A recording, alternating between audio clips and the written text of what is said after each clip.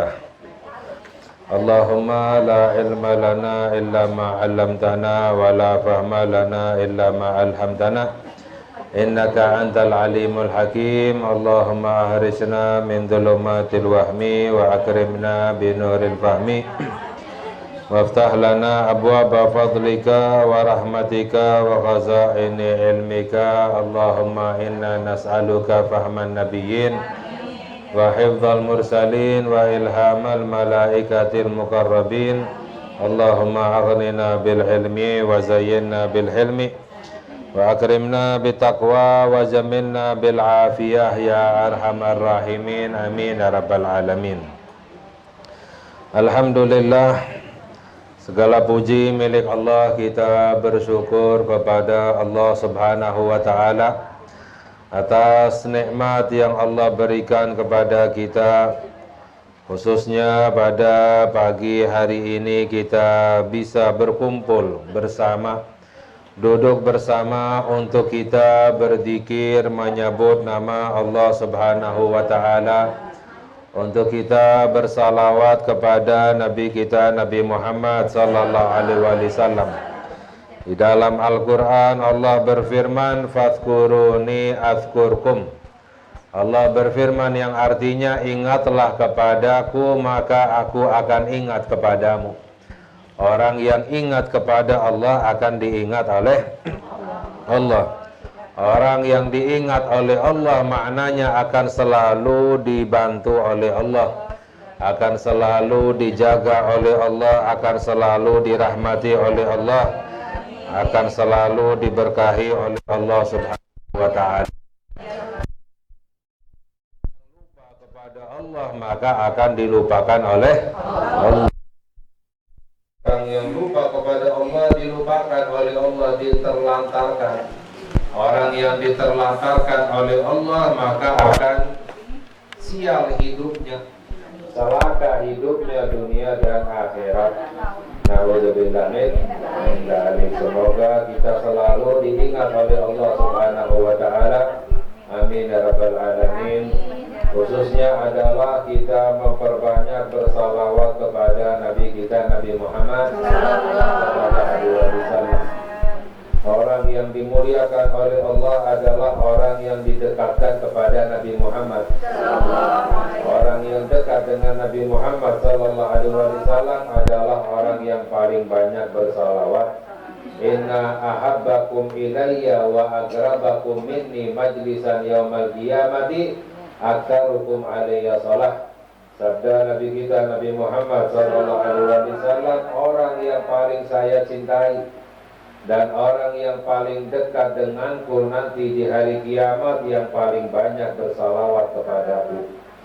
Kita cinta kepada Nabi Muhammad SAW itu mulia, tapi yang lebih mulia adalah ketika kita dicinta oleh Nabi kita Nabi Muhammad SAW.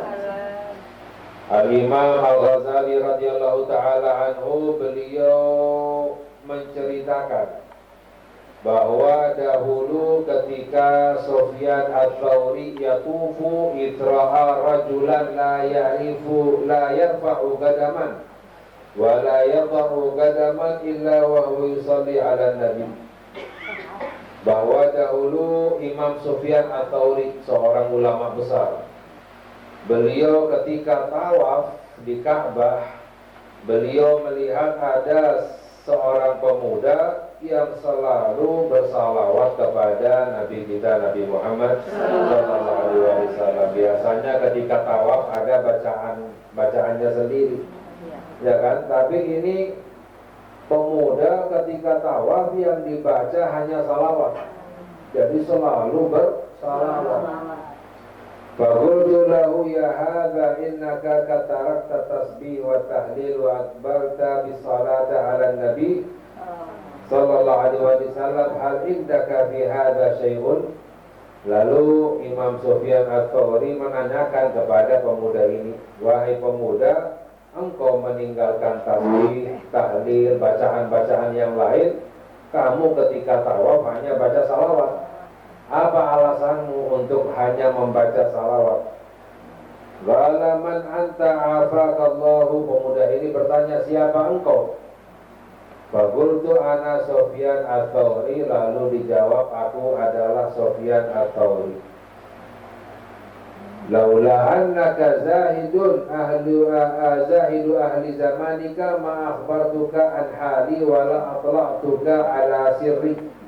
Lalu pemuda ini berkata, kalau seandainya engkau bukan orang yang zuhud, wali soleh di zaman ini, maka aku tidak akan mengabarkan kepadamu tentang keadaanku.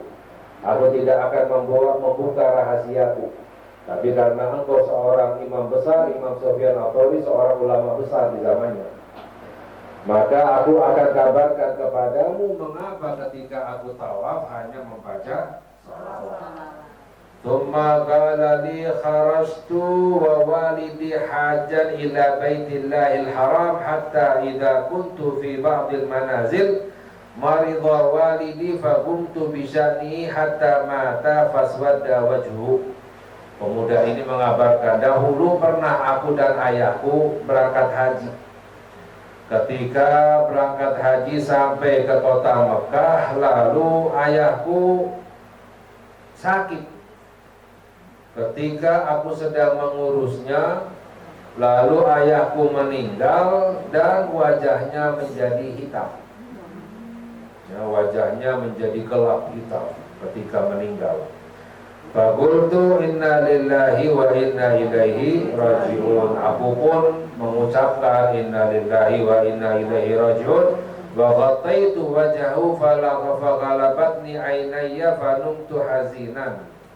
Aku pun tutup mukanya, khawatir, takut dilihat oleh orang lain, malu ketika dilihat oleh orang meninggal, wajahnya jadi hitam. Aku tutup mukanya dan aku merasa sangat ngantuk, sehingga aku tertidur dalam keadaan sedih karena ayahnya meninggal, wajahnya hitam. Fara'aitu rajulan lam ara ahsana minhu wajhan wala anzafa minhu thawban wala atyaba minhu rihan. Di dalam mimpi ketika aku tertidur, aku melihat ada seorang laki-laki yang datang. Aku tidak melihat orang yang lebih indah wajahnya daripada orang ini. Aku tidak melihat orang yang lebih bersih pakaiannya daripada orang ini. Wala atyab, dan aku tidak melihat orang yang paling wangi lebih dari orang ini. Jadi ini orang paling indah wajahnya, paling bersih, pakaiannya paling wangi. Yarfa'u qadaman wa yadha'u ukhra hatta dana min walidi. Datang ini orang semakin dekat lalu sampai kepada ayahku. Ini dalam mimpi. Fakashafal izara an wajhihi fa amarra biyadihi ala wajhihi fa biyadha thumma walla raji'an. Ini orang membuka kain yang aku jadikan penutup wajah ayahku, dibuka ini kainnya, lalu diusap wajahnya, lalu langsung menjadi putih bersinar wajahnya. Lalu orang ini pun akan pergi. Fata'allaqtu bi thawbihi fa qultu ya Abdullah man anta alladhi manna Allahu ala walidi bika fi ardil ghurbah. Ketika mau pergi, aku pegangi bajunya. Aku pegangi bajunya orang ini dan aku berkata, wahai hamba Allah, siapa engkau? Ya, yang telah menyelamatkan ayahku dengan karunia-Nya Allah Subhanahu wa ta'ala lewat engkau. Siapa engkau? Gala awama ta'rifuni. Orang ini bertanya, apakah kamu enggak kenal aku? Ana Muhammad bin Abdullah sahibul Quran. Aku adalah Muhammad bin Abdullah, yaitu Nabi kita Nabi Muhammad sallallahu alaihi wasallam, sahibul Quran, yang diwahyukan kepadaku Al-Quran.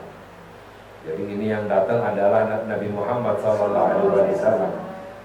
Amma anna waliduka kana musrifan ala nafsihi walakin kana yukthiru shalah alayya.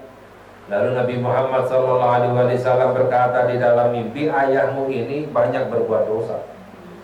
Banyak berbuat dosa, tapi memperbanyak salawat kepadaku.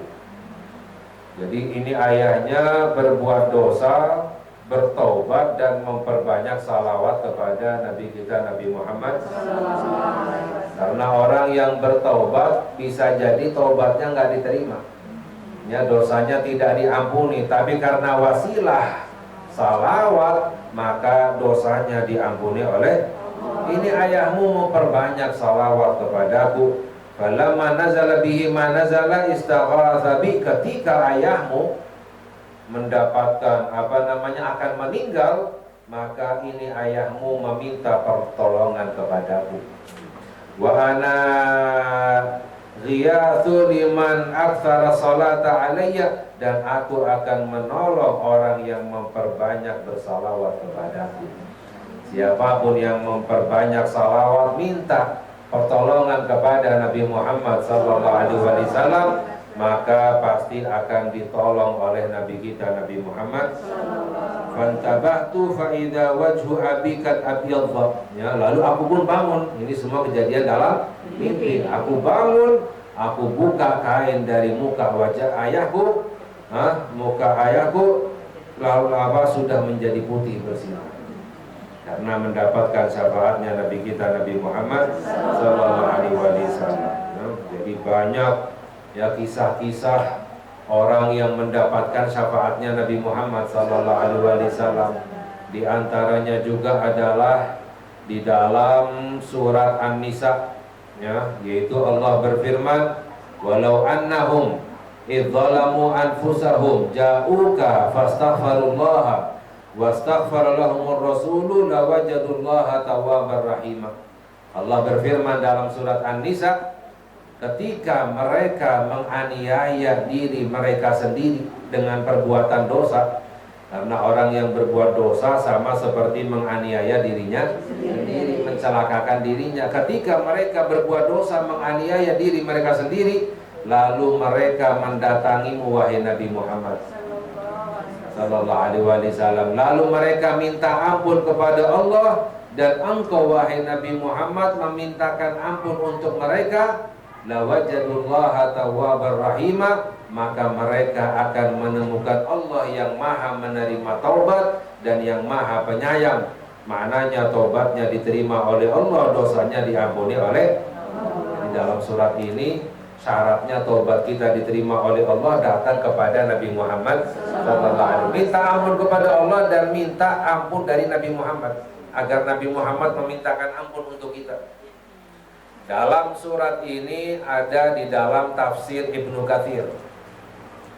Tafsir Ibnu Katsir itu tafsir yang terkenal, ya, tafsir yang diakui oleh semua ulama dari zaman ke zaman, yang disusun oleh Al-Imam Ibnu Katsir radhiyallahu taala anhu. Dalam tafsirnya Al-Imam Ibnu Katsir beliau menceritakan, ini cerita kejadian jauh setelah wafatnya Nabi kita Nabi Muhammad sallallahu alaihi wasallam. Itu ada seorang ulama yang bernama Al-Imam Utbi. Al-Imam Utbi suatu hari pernah berziarah ke makamnya Nabi kita Nabi Muhammad sallallahu alaihi wasallam. Ketika sedang duduk berziarah, tiba-tiba datang seorang A'rabi. A'rabi itu orang yang tinggalnya di gurun pasir. Biasanya orangnya itu wataknya keras-keras, tapi hatinya polos. Ya, istilahnya orang gurun, orang Badui. Ya. Tiba-tiba datang orang A'rabi ini dan berdiri di hadapan makam Nabi kita Nabi Muhammad sallallahu alaihi wasallam, lalu berkata, wahai Rasulullah, ini diajak ngomong Nabi Muhammad. Ya, ini ada dalam tafsir Ibnu Katsir. Ya. Wahai Rasulullah, aku mendengar Allah berfirman, walau annahum idzalamu anfusahum ja'uka fastaghfirullaha wastaghfara lahumur rasul lawajadullaha tawwabar rahimah. Maka aku datang kepadamu wahai Rasulullah untuk meminta ampun kepada Allah, dan aku memohon syafaatmu wahai Nabi Muhammad sallallahu alaihi wasallam. Lalu A'rabi ini melantunkan syair puji-pujian kepada Nabi Muhammad. Ya, jadi puji-pujian syair kepada Allah, kepada Nabi Muhammad sallallahu alaihi wasallam ini hukumnya sunnah. Siti Aisyah radhiyallahu taala anha, beliau berkata, "Kana ashabu Rasulillah sallallahu alaihi wasallam yatanasyaduna indahu syi'ra wa huwa yabtasim." Siti Aisyah radhiyallahu taala anha, beliau berkata, dahulu sahabat-sahabatnya Nabi Muhammad sallallahu alaihi wasallam melantunkan syair-syair puji-pujian kepada Nabi Muhammad dan Nabi Muhammad tersenyum. Maknanya diridhoi oleh Nabi kita Nabi Muhammad, diridhoi oleh Nabi Muhammad, pasti juga diridhoi oleh Allah Subhanahu wa ta'ala. Jadi sahabat dahulu banyak yang melantunkan syair memuji Nabi Muhammad sallallahu alaihi wasallam, seperti yang kita baca ketika maulid, syair puji-pujian, ketika mahalul qiyam. Ya, pernah juga diriwayatkan bahwa ketika Nabi Muhammad sallallahu alaihi wasallam pulang dari perang Tabuk. Perang Tabuk adalah akhir peperangan yang diikuti oleh Nabi kita Nabi Muhammad sallallahu alaihi wasallam. Ketika pulang dari perang Tabuk sampai ke kota Madinah, Nabi Muhammad mendatangi masjid. Sunnah kalau datang dari luar kota, yang pertama didatangi adalah masjid, bukan rumah makan, ya, bukan tempat-tempat yang lain. Sunnahnya ketika pulang dari luar kota, sunnahnya pertama datang ke, tapi ini berlaku untuk laki-laki, ya. Lalu ketika Nabi Muhammad SAW masuk ke dalam masjid, semua sahabat masuk ke dalam masjid. Karena apa? Para sahabat itu paling cinta, paling suka, paling senang duduk dengan Nabi Muhammad. Bahkan para wali menjelaskan, la khuyira sahabah baina dukhulil jannah wa sohbati Muhammad lahtaru sohbata Muhammad. Berkata para wali, kalau seandainya para sahabat diberi pilihan untuk masuk ke dalam surga atau duduk bersama Nabi Muhammad, maka akan lebih memilih untuk duduk bersama Nabi Muhammad SAW. Duduk bersama Nabi Muhammad lebih indah dari surga, lebih membuat hati ini bahagia. Mengapa? Karena duduk dengan Nabi Muhammad SAW itu berarti duduk dekat dengan Allah Subhanahu wa ta'ala.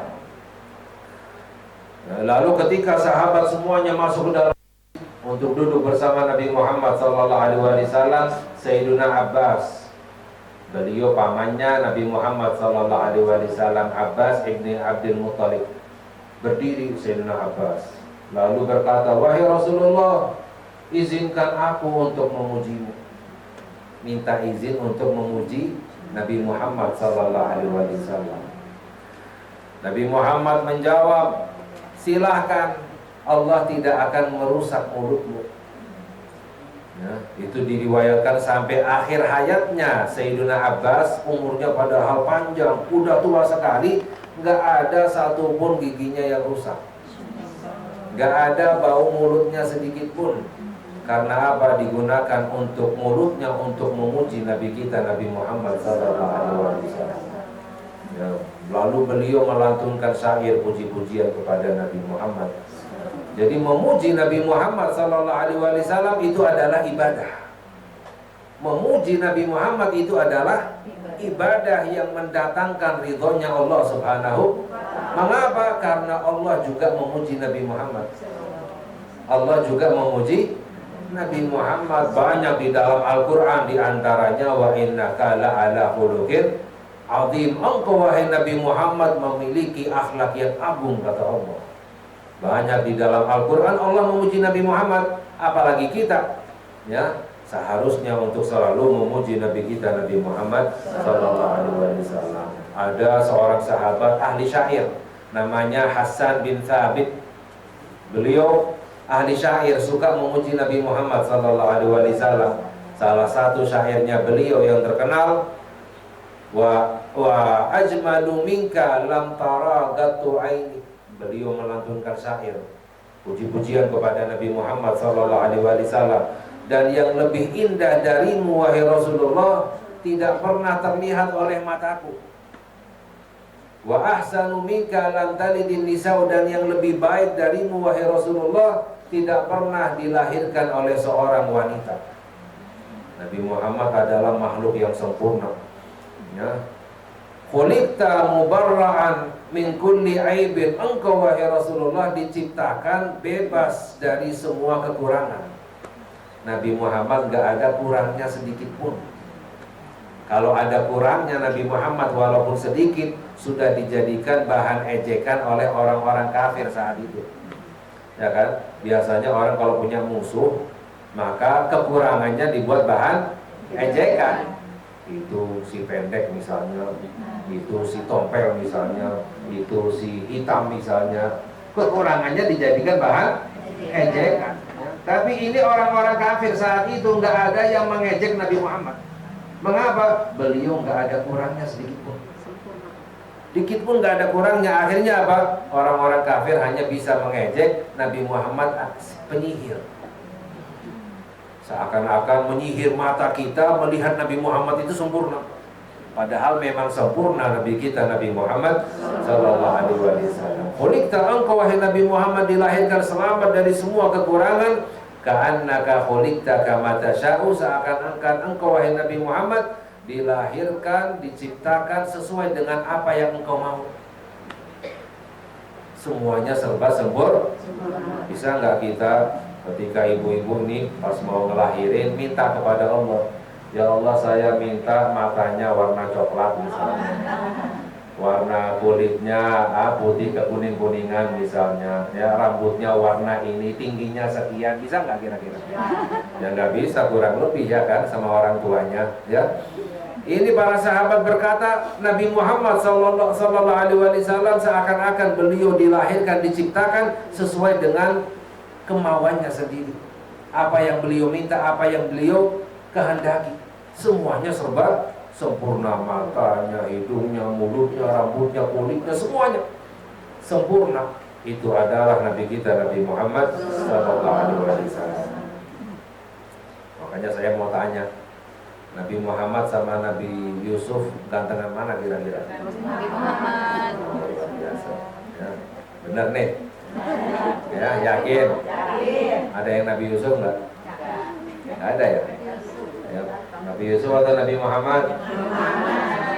Itu kan di dalam Al-Quran Allah ceritakan ya. Falamma ra'ainahu akbarnahu wa qata'na aydiyahunna wa qulna hasya lillahi ma hadza basyaran in hadza illa malakun karim. Dalam surat Yusuf Allah berfirman, ketika wanita-wanita yang merayu Nabi Yusuf melihat Nabi Yusuf lewat aja, ini wanita-wanita sedang motong-motong sayuran atau buah-buahan, nggak kerasa tangannya terpotong-potong.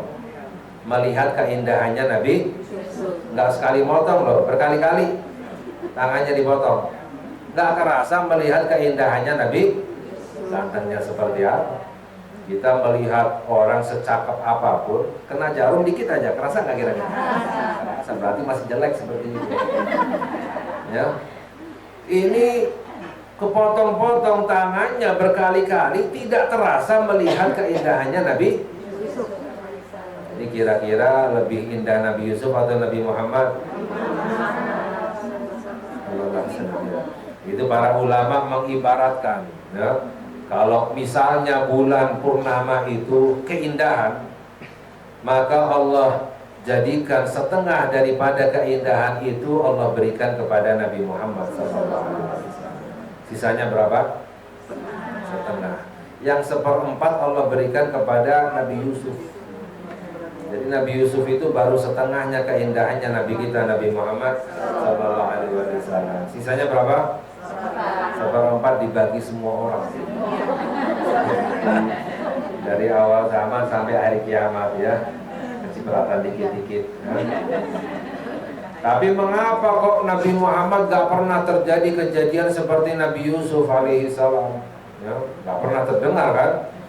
Karena para ulama menjelaskan Nabi Muhammad SAW walaupun lebih indah dari Nabi Yusuf, tapi kewibawaan beliau juga lebih besar daripada Nabi Yusuf.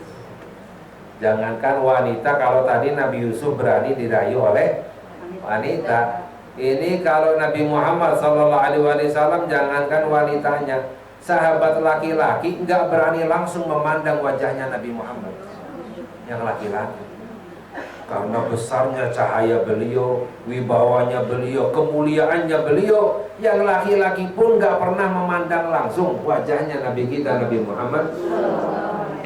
Makanya yang menyifati wajahnya Nabi Muhammad biasanya sahabat yang masih kecil, yang masih polos, masih kecil. Setelah dewasa baru memberikan ciri wajahnya Nabi kita Nabi Muhammad.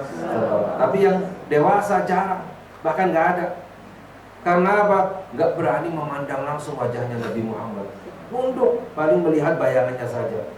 Dari besarnya cahayanya Nabi kita Nabi Muhammad Sallallahu Alaihi Wasallam. Jadi lagi ke cerita yang pertama.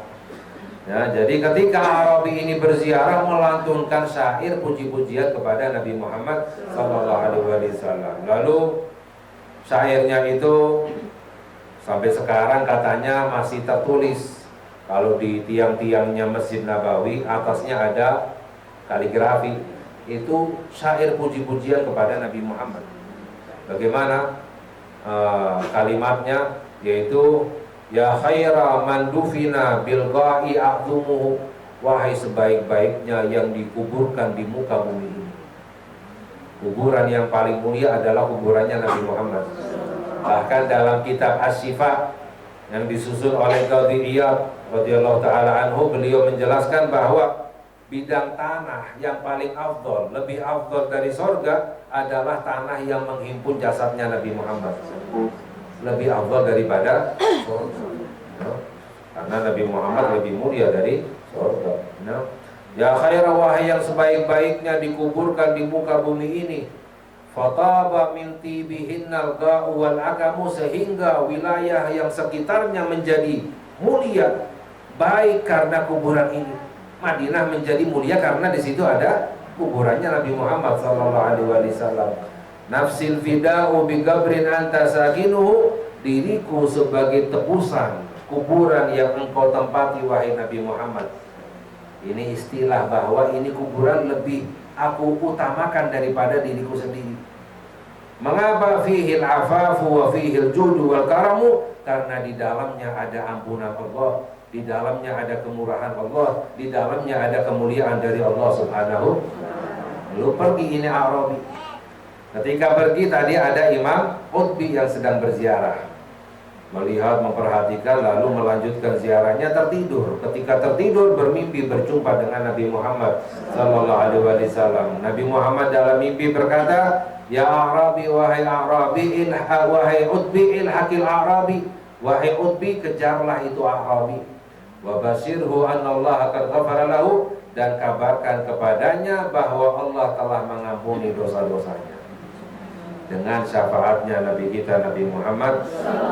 Jadi agar dosa kita diampuni oleh Allah, agar taubatnya kita diterima oleh Allah, yang pertama taubat, yang kedua minta syafaatnya Nabi Muhammad dengan memperbanyak salawat kepada Nabi kita Nabi Muhammad sallallahu alaihi wasallam. Sedangkan di dalam hadis sabda Nabi kita Nabi Muhammad sallallahu alaihi wasallam, at-taibu habibullah wat-taibu minadz-dzambi kaman la dzamba lahu. Sabda Nabi Muhammad sallallahu alaihi wasallam, orang yang taubat itu adalah kekasih Allah. Orang yang taubat itu adalah kekasih Allah. Orang walaupun banyak dosanya, tapi kalau taubat itu dicinta menjadi kekasihnya Allah. Karena Allah cinta kepada orang yang taubat. Ya, wat-taibu minadz-dzambi kaman la dzamba lahu. Orang yang bertaubat dari dosanya seperti orang yang gak punya dosa. Orang yang taubat dari dosanya seperti orang yang gak pernah berbuat dosa. Itu karena apa? Besarnya rahmatnya Allah Subhanahu, besarnya ampunan Allah. Kalau ada orang yang berbuat salah kepada kita misalnya, lalu orang itu sudah minta maaf, ya kita maafin, tapi ada orang yang berkata, sudah tergores di hatiku, gak bisa hilang, sudah membekas, ya kan? Itu manusia, tapi itu gak ada istilahnya pada, gak ada. Allah kalau sudah mengampuni seakan-akan itu orang gak pernah berbuat salah kepada Allah. Allah kalau sudah mengampuni seakan-akan orang itu gak pernah berbuat dosa kepada Allah Subhanahu wa ta'ala. Ini adalah rahmatnya Allah Subhanahu wa ta'ala. Di dalam hadis yang lain disabdakan oleh Nabi kita Nabi Muhammad sallallahu alaihi wasallam, bahwa lallahu afrahu bi taubatil abdil mu'min min rajul nazala fi ardin dawiyatin muhlikatin ma'ahu rahilatuhu 'alaiha ta'amuhu wa syarabuhu. Pernah diceritakan oleh Nabi kita Nabi Muhammad sallallahu alaihi wasallam bahwa Allah lebih gembira, lebih senang dengan taubatnya hambanya yang beriman daripada orang yang ketika menempuh padang pasir yang sangat luas, yang gak ada tumbuhan, gak ada minuman, yaitu tempat yang mencelakakan kalau seandainya gak bawa bekal. Ini orang melewati padang pasir dengan ontanya membawa bekal, dengan makanan, dengan minumannya. Kalau nggak ada bekal, mati melewati padang pasir. Ya. Ketika orang ini sedang melintasi padang pasir, di tengah-tengah padang pasir, kecapean istirahat. Ini orang. Ketika istirahat, tertidur.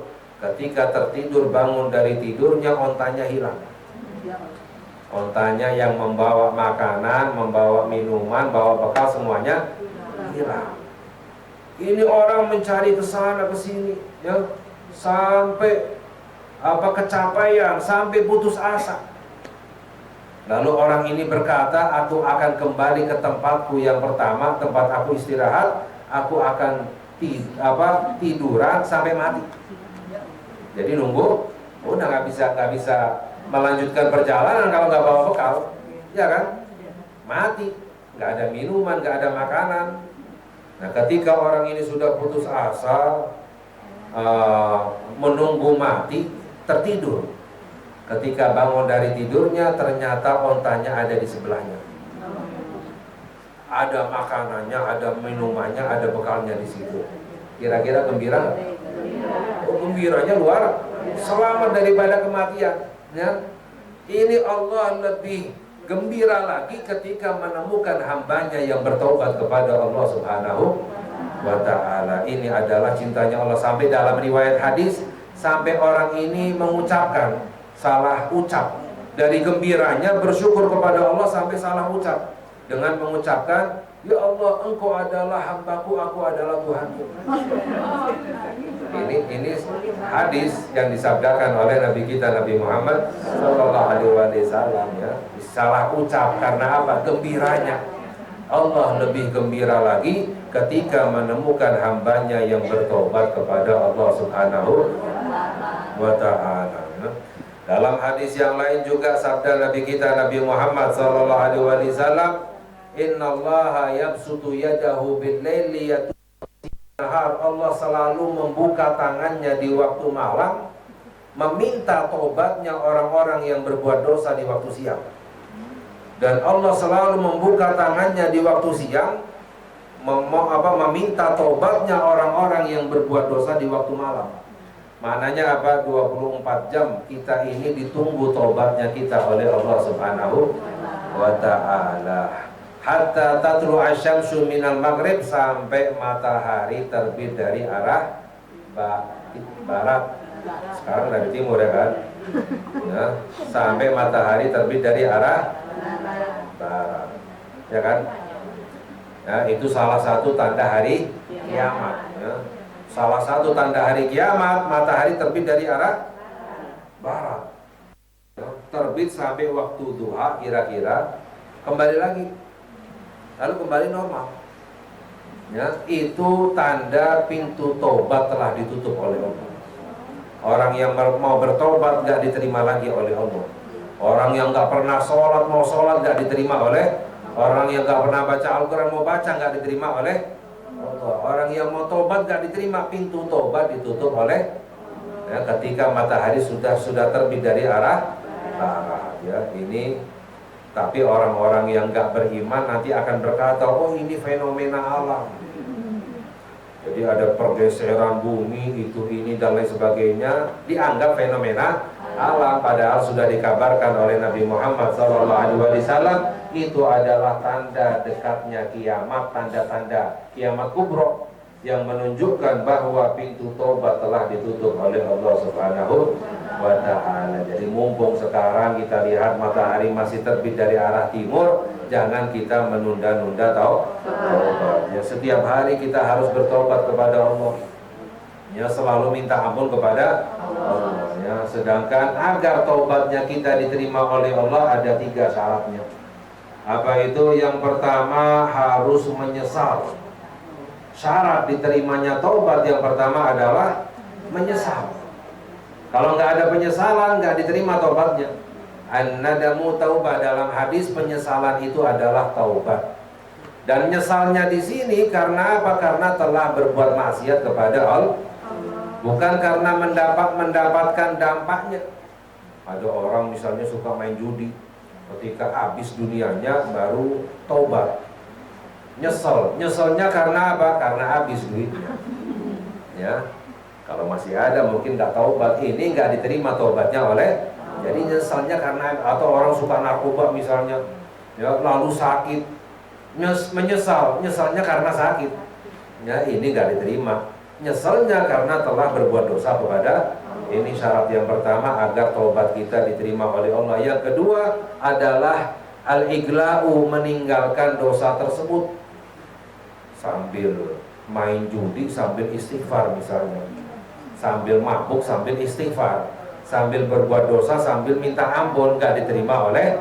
Jadi harus meninggalkan dosa tersebut. Ini yang kedua. Dan yang ketiga syarat agar diterimanya taubat, al-azmu, niat untuk tidak kembali melakukan dosa itu lagi, niat untuk tidak mengulang dosanya lagi. Kalau ada niat taubat tapi ada niat nanti mau berbuat lagi, nggak diterima oleh Allah. Jadi harus ada niat. Yang penting niat. Yang penting niat, nggak akan mengulang dosanya lagi seumur hidupnya. Maka taubatnya akan diterima oleh. Seandainya mengulang lagi, taubat lagi.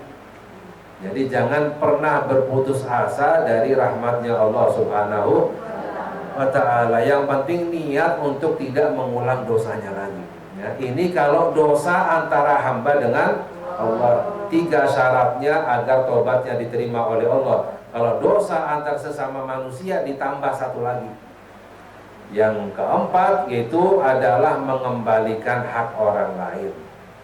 Pernah mengambil hak orang lain harus dikembalikan. Kalau nggak dikembalikan, mau tobatnya sampai nangis darah sekalipun istilahnya nggak diterima oleh Allah. Makanya hati-hati, apalagi orang yang korupsi, mencuri uang negara milik rakyat, nggak diterima sampai mengembalikan uang rakyat. Kalau nggak dikembalikan, itu nggak akan diampuni dosanya oleh Allah Subhanahu. Jadi mengembalikan hak orang lain atau meminta maaf. Kalau dimaafkan, misalnya merendahkan orang lain, memfitnah orang lain, ya, merusak kehormatan orang lain, ya, meminta maaf agar dimaafkan, baru tobatnya diterima oleh. Tapi kalau tidak, nggak akan diampuni oleh Allah. Makanya istilahnya masih mending dosa dengan Allah daripada dengan manusia. Kalau dengan Allah kita minta ampun, kita tobat, benar-benar tobat, langsung dosanya kita diampuni oleh. Tapi kalau dosa dengan lain nggak akan diampuni oleh Allah sampai kita mengembalikan hak orang lain atau dimaafkan. Ini susah sekali. Manusia paling susah untuk memberi maaf, ya. Makanya ini adalah syarat-syarat taubat agar dosa-dosa kita diampuni oleh Allah Subhanahu wa ta'ala. Semoga taubatnya kita diterima oleh Allah, dosa-dosa kita diampuni oleh Allah, hajat-hajatnya kita dikabulkan oleh Allah dengan wasilah syafaatnya Nabi kita Nabi Muhammad sallallahu alaihi wasallam. Amin ya rabbal alamin. Walhamdulillahi rabbil alamin. Wassalamualaikum warahmatullahi wabarakatuh.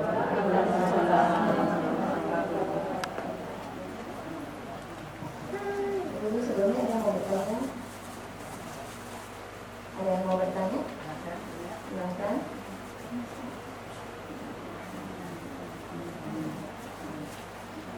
Assalamualaikum warahmatullahi wabarakatuh. Di luar tema ya, Habib? Ya. Kita di rumah mau sholat, sedangkan kan di lingkungan itu banyak suara ajan yang masjidnya di mana-mana gitu. Terus masjid yang dekat rumah udah selesai sholat, udah selesai ajan, udah lagi ajan kan. Itu kita apa harus nunggu semuanya berhenti dulu baru sholat? Apa gimana kita? Mau penjelasan? Ya, ini yang sering terjadi mungkin ya. Kita udah ngikutin azan, udah mau selesai, oh yang sana azan lagi. Nah, ikut lagi. Udah mau selesai yang situ azan lagi ya. Ini bagaimana para ulama menjelaskan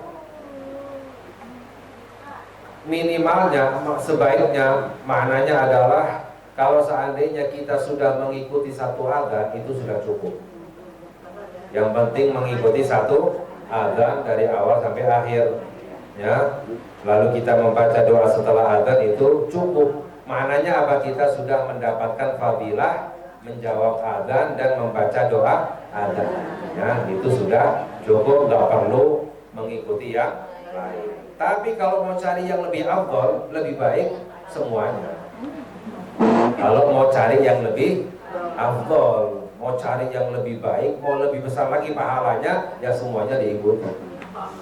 Jadi kalau hanya satu azan saja sudah cukup, ya sudah mendapatkan fadilah azan, menjawab azan, doa azan, ya.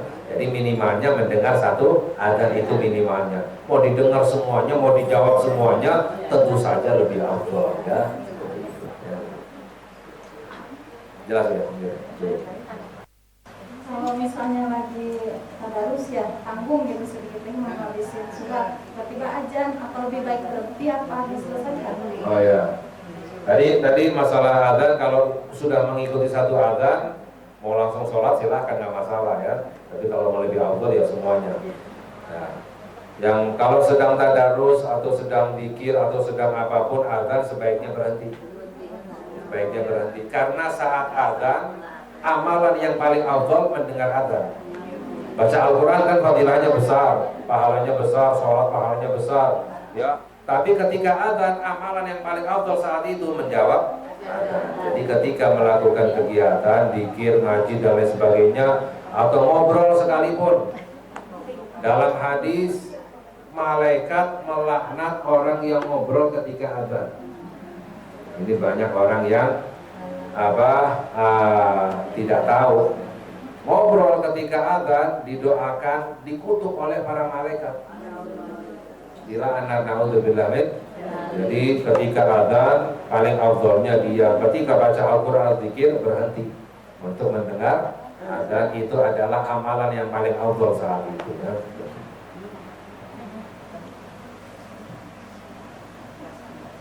Assalamualaikum Habib. Saya mau tanya, saya punya ibu udah sakit, udah nggak bisa bicara.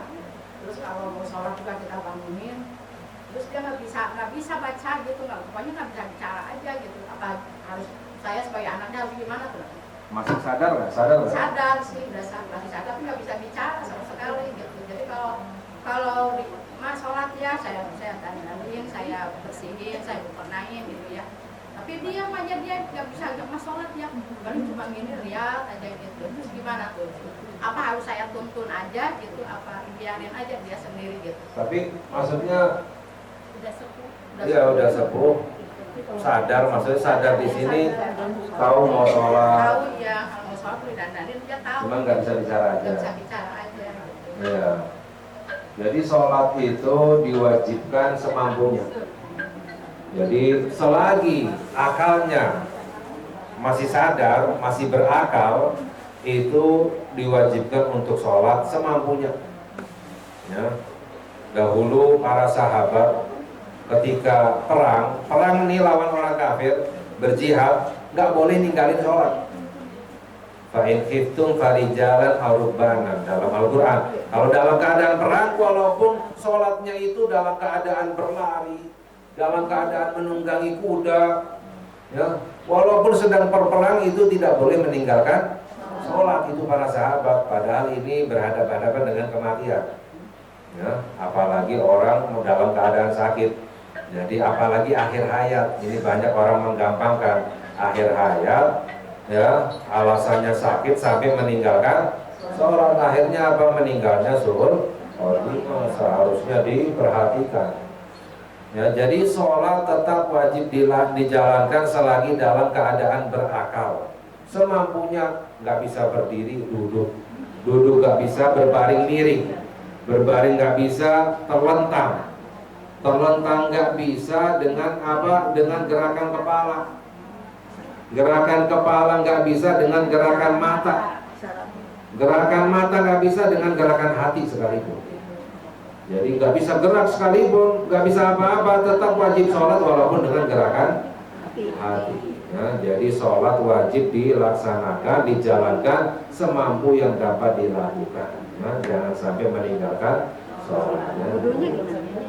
Ya, masalah wudhu, kalau ada yang bisa mengurusnya, anak-anaknya wajib untuk ngurus. Orang tuanya mewudukan atau membersihkan, ya hukumnya wajib bagi anak-anaknya untuk ngurus. Nah, dahulu orang tua kita yang ngurus kita di waktu bayi, ya sekarang sebaliknya, ya bagaimana kita menyikapi orang tua kita. Jadi wajib bagi anak-anaknya untuk mengurus orang tuanya untuk menjalankan sholat. Kalau seandainya nggak ada yang mengurus, ya dimaafkan. Walaupun dalam keadaan najis, nggak punya wudhu, nggak menghadap kiblat, nggak bisa apa-apa, dengan gerakan hati sekalipun tetap dimaafkan oleh Allah Subhanahu. Yang penting jangan sampai ninggalin sholat. Intinya apa? Sebisanya, semampunya, ya seperti itu. Ya. Ya.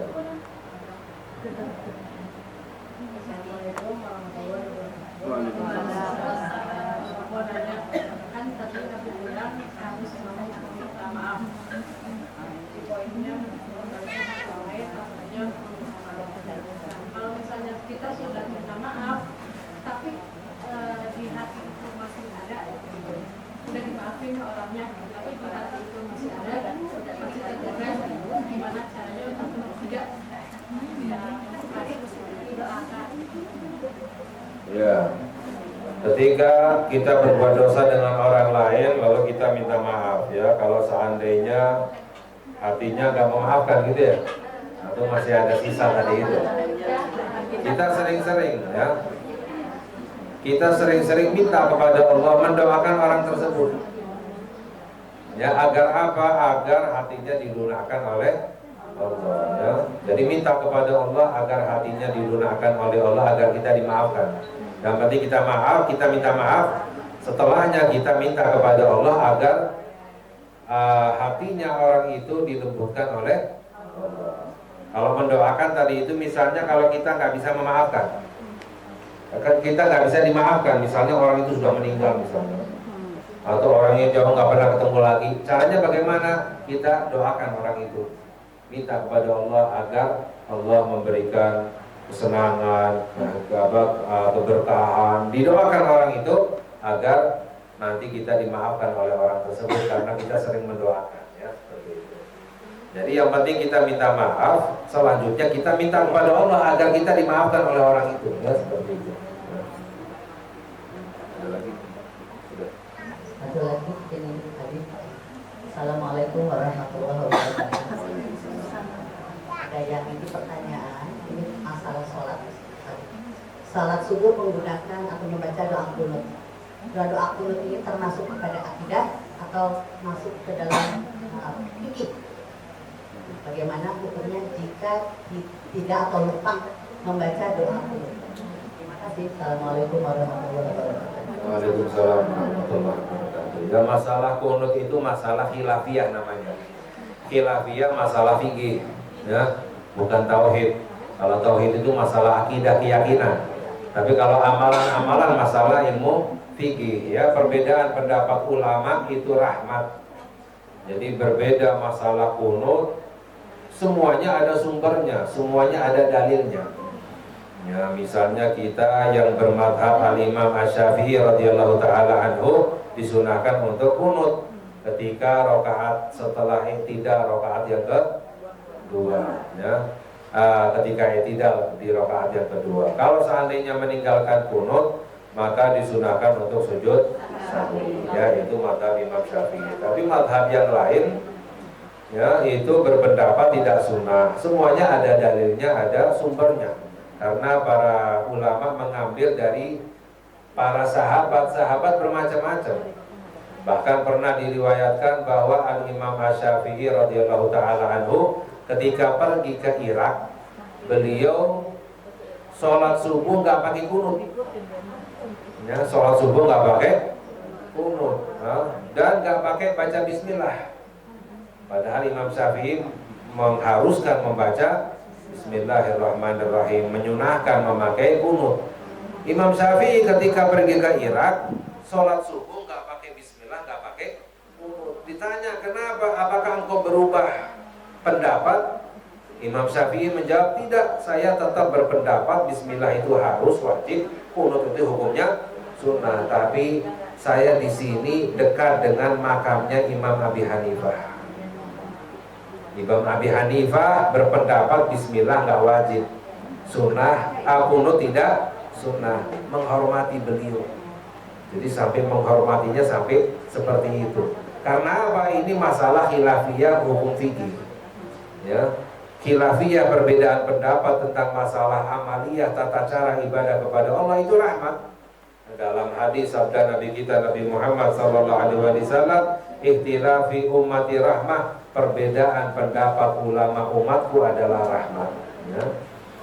Jadi yang penting adalah kita menjalankan apa yang kita pelajari dan kita menghormati pendapat yang lain, ya, seperti itu. Nggak masalah. Al-Imam Asy-Syafi'i tidak menghukumi orang yang nggak kunut dosa, misalnya masuk neraka, nggak seperti itu. Nah, sunnah hanya sunnah, tidak sunnah, ya. Ya.